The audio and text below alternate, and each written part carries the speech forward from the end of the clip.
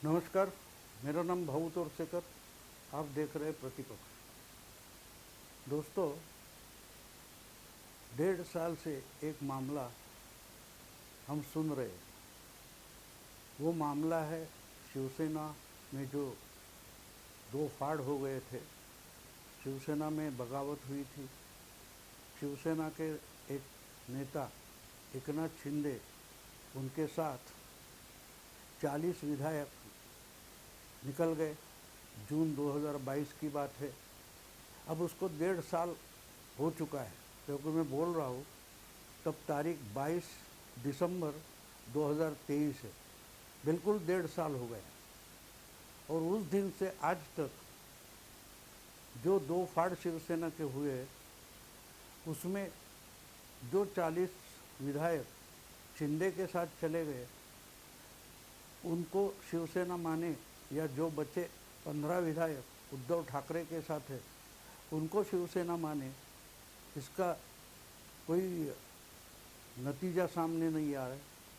मामला 10 महीने से ज़्यादा सुप्रीम कोर्ट में चला और सुप्रीम कोर्ट ने वापस पूरा का पूरा मामला विधानसभा के जो अध्यक्ष है राहुल नार्वेकर, इनके पास भेज दिया था। वो तो मेरा ख्याल है फरवरी की बात है। लेकिन इतने महीने होने के बाद भी उसका कोई निर्णय नहीं आ रहा है, और अब उसकी सुनवाई नहीं हो रही थी। आखिर में फिर उद्धव ठाकरे गुट सुप्रीम कोर्ट गया था, और सुप्रीम कोर्ट ने 31 दिसंबर की डेडलाइन दी थी राहुल नार्वेकर यानी विधानसभा अध्यक्ष को, कि 31 दिसंबर तक आप इस पर कोई निर्णय करें, या तो हमको इसमें देखना पड़ेगा और हमको निर्णय करना पड़ेगा। उसके बाद आहिस्ते आहिस्ते सुनवाई शुरू हो गई, और जब मैं बोल रहा हूँ तो सुनवाई पूरी हो गई है। अब इसमें भी विधानसभा अध्यक्ष के सामने जो सुनवाई हुई, उसमें दोनों तरफ से एकनाथ शिंदे और उद्धव ठाकरे, इन दोनों के तरफ से अपने अपने वकीलों ने अपनी अपनी जो आर्ग्यूमेंट है वो रखी है, सबूत सामने रखे हैं। उस पर भी क्रॉस एग्जामिनेशन हो गया, यानी जो कुछ बताया गया, जो साक्षीदार थे उनको उल्टे सवाल पूछे गए, उनके भी जवाब आ गए, और उस पर से बहुत स्पेकुलेशन हुआ। हाँ, अभी बहुत साहसी निर्णय नार्वेकर कर सकते हैं, और उसमें शिंदे गुट की हालत बुरी हो जाएगी, उनके एमएलएज हुए वो बाद हो गए। अब इसमें एक पेचीदा सवाल ये है कि अगर जो 16 विधायकों के नाम से अपात्रता का मामला शुरू हुआ था, वो सुप्रीम कोर्ट गया था, वहाँ से आज तक मामला वही अटका है। जो 16 विधायकों को जिन 16 विधायकों को अपात्र घोषित करने की मांग उद्धव ठाकरे गुट ने उस समय के उपसभापति यानी उपाध्यक्ष जो थे विधानसभा के, नरहरि झिरवल, उनके सामने रखी थी, उसके खिलाफ ये 16 एमएलए या विधायक थे, उन्होंने सुप्रीम कोर्ट में याचिका दायर की थी, और अभी तक उसका ही कोई निर्णय हमारे सामने नहीं आया। अब देखिए, ये मामला फिर से सुप्रीम कोर्ट ने 3 जजेस के पीठ के सामने, फिर आखिर घटना पीठ यानी संविधान पीठ के सामने रखा, और संविधान पीठ ने पूरा मामला फिर अध्यक्ष के पास भेजा। अब इसमें एक गड़बड़ ये हुई थी कि जब मामला दायर हुआ या अपात्रता की याचिका उद्धव गुट ने विधानसभा के उपाध्यक्ष के पास भेजी थी, तब विधानसभा को अध्यक्ष ही नहीं थे। जो अभी अध्यक्ष है राहुल नार्वेकर, उनका चुनाव 3 जुलाई को हुआ था, और उसके बाद ये मामला आगे चलता गया। अब ये बात है कि दोनों तरफ से एक दावा किया जा रहा है कि बड़ा साहसी एडवेंचरस कोई डिसीजन वर्डिक्ट राहुल नार्वेकर दे सकते हैं। तो ये साहसी निर्णय वर्डिक्ट क्या हो सकता है, इसके बारे में भी फिर से स्पेकुलेशन चल रहा है। क्योंकि देखिए, एक बात है, सुप्रीम कोर्ट के संविधान पीठ ने जो बेंच ने जो काम करने को कहा है, उसमें कुछ पॉइंट रखे। उसमें उन्होंने एक अधिकार जो विधानसभा अध्यक्ष का हो नहीं सकता, वो भी विधानसभा अध्यक्ष को दिया है कि आप तय करो कि असल में शिवसेना पार्टी कौन सी, और शिवसेना पार्टी में व्हीप चलेगा तो किसका चलेगा। अब देखिए, इससे पहले ही यानी सुप्रीम कोर्ट में कुछ डिसीजन आने से पहले चुनाव आयोग ने अपना नतीजा दे दिया था, डिसीजन दे दिया था कि शिंदे गुट ही असली शिवसेना है, उद्धव गुट शिवसेना है नहीं। तो उसको भी अलग से याचिका में सुप्रीम कोर्ट में चैलेंज किया गया है। वो तो अभी सुनवाई होने वाली है, अभी हुई नहीं है। तब तक सुप्रीम कोर्ट ने पहले डिसीजन में असली पार्टी कौन सी है, ये चुनाव आयोग का जो काम है वो भी अध्यक्ष को दे दिया। मतलब ये है कि अब विधानसभा के अध्यक्ष राहुल नार्वेकर को सिर्फ ये नहीं बताना है कि कौन पात्र है, कौन कहने किसका क्वालिफिकेशन सही है और कौन डिस्क्वालीफाई होता है, इस पर डिसीजन नहीं देना है। उससे भी पहले उनको ये तय करना है कि भाई कौन सी पार्टी असली पार्टी है और कौन सी पार्टी का व्हिप चल सकता है। यानी पक्षादेश जो है, जो अगर पाला नहीं गया, उसका पालन नहीं हुआ तो ही विधायक अपात्र हो जाता है। तो पहले राहुल नार्वेकर को ये तय करना पड़ेगा कि पार्टी असली पार्टी किसकी है और जो असली पार्टी है उसका व्हिप सही है या नहीं। अभी इसमें एक गड़बड़ हो चुकी पहले ही, यानी संविधान पीठ का जो आदेश आ गया उसमें जो कहा गया है कि व्हिप तय करो, तो व्हिप जो था वो चुनाव संविधान पीठ का निर्णय आने से पहले ही राहुल नार्वेकर ने 3 जुलाई 23 को जो उनका चुनाव हुआ, उसके बाद पहले ही एकनाथ शिंदे गुट के जो व्हिप थे भरत सेठ गोगावले, उनका व्हिप मंजूर कर दिया था। अब बात यह है कि अगर 3 जुलाई को जो भरत सेठ गोगावले यही व्हिप हो गए हैं, तो उन्होंने जो पक्षादेश जारी किया है उसका पालन पूरी शिवसेना के लिए लागू होता है। तो फिर अगर उसका पालन नहीं किया तो ना पालन करने वाले भी अपात्र हो सकते हैं, डिस्क्वालीफाई हो सकते हैं।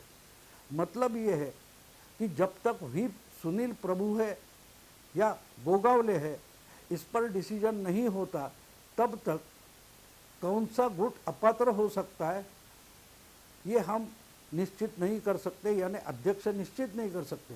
तो सुप्रीम कोर्ट ने जो जिम्मेदारी राहुल नार्वेकर को दी है, उन्होंने बोला है कि असली व्हिप कौन है ये पहले तय करो, और वहाँ के बाद पात्रता यानी क्वालिफिकेशन डिस्क्वालिफिकेशन शुरू हो जाता है।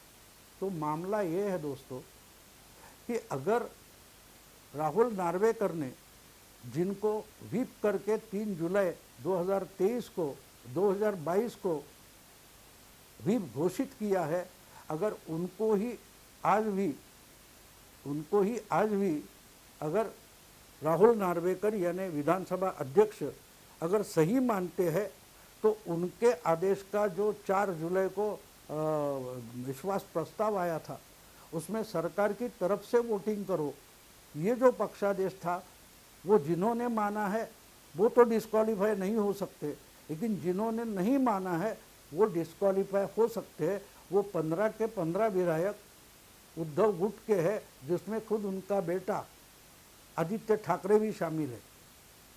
तो ये बात बहुत गंभीरता से लेना ज़रूरी है, क्योंकि व्हिप असली पार्टी निकाल सकती है, यानी व्हिप यानी जो क्या बोलते हैं प्रतोद, उसकी अपॉइंटमेंट अगर असली पार्टी कर सकती है, और जो चीज़ें सुप्रीम कोर्ट में हो, चुनाव आयोग में हो, या राहुल नार्वेकर के सामने जो सुनवाई हुई उसमें सामने लाई गई है कि उद्धव ठाकरे शिवसेना पूरी पार्टी थी, उसमें भी पक्ष प्रमुख नाम का कोई पद है ही नहीं, तो वो किस आधार पर पार्टी का व्हिप अपॉइंट कर सकते हैं।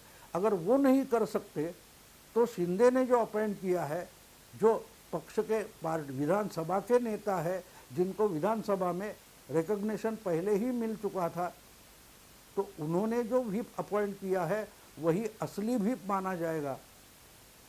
तो इसलिए भरत शेठ गोगावले अगर व्हीप है और उन्होंने पक्षादेश जारी किया है कि शिंदे सरकार के पक्ष में वोटिंग होना चाहिए, और वो वोटिंग अगर जिन्होंने माना नहीं है तो वो अपात्र हो जाएंगे, इसका मतलब शिंदे सरकार के खिलाफ उद्धव ठाकरे गुट के जो 15 विधायक है उन्होंने अगर खिलाफ वोटिंग किया है तो वो अपात्र हो सकते हैं। यानी मतलब ये है कि सुप्रीम कोर्ट के संविधान पीठ ने जो अधिकार विधानसभा के अध्यक्ष को बहाल किया है कि आप तय करो असली पार्टी कौन है, आप तय करो कि असली व्हिप कौन है, और अगर असली व्हिप भरत गोगावले है तो उसके आधार पर उद्धव गुट के 15 लोगों ने पार्टी के खिलाफ जाकर वोटिंग किया है तो वो अपात्र हो सकते। इसका और एक कारण है, वो भी हमें समझना ज़रूरी है। वो कारण ऐसा है, वो कारण भी समझना ज़रूरी है कि इनको अपात्र यानी डिस्क्वालीफाई करने के लिए जो मुद्दा उद्धव गुट से सामने लाया गया है, तो सुनील प्रभु जो उद्धव गुट के व्हिप है उन्होंने कहा कि हमने 21 जून को ही व्हिप जारी किया था। अब अगर 20 तारीख को रात को 12 बजे के पहले आप व्हिप जारी करते हो तो उस पर 21 तारीख क्यों है, ये पहला सवाल है। और दूसरी बात ये है कि आपने व्हिप जारी किया, लेकिन जो जो विधायक शिवसेना पार्टी के उस वक्त थे क्या उनको ये व्हिप पहुंच गया है, इसका कोई आपके पास सबूत नहीं है। क्योंकि सबको ये भी पहुंचा, इसका कोई भी सबूत ना सुनील प्रभु दे पाए, ना शिवसेना उद्धव गुट का कोई लीडर दे पाया। तो ये सब गफलत हम ध्यान में रखते हैं तो एक बात सामने आती है कि पूरा का पूरा मामला विधानसभा के अध्यक्ष राहुल नार्वेकर पर है, और उनको साहस दिखाना पड़ेगा कि मुझे जो सही लगता है वो मैं कर रहा हूँ। कॉन्स्टिट्यूशन यानी संविधान के आधार पर मैं जो डिसीजन लेना चाहता हूँ वो डिसीजन ऐसा है कि मैं शिंदे गुट को असली शिवसेना मानता हूँ, जो एक तरीके से चुनाव आयोग ने भी पहले ही डिक्लेयर कर दिया है।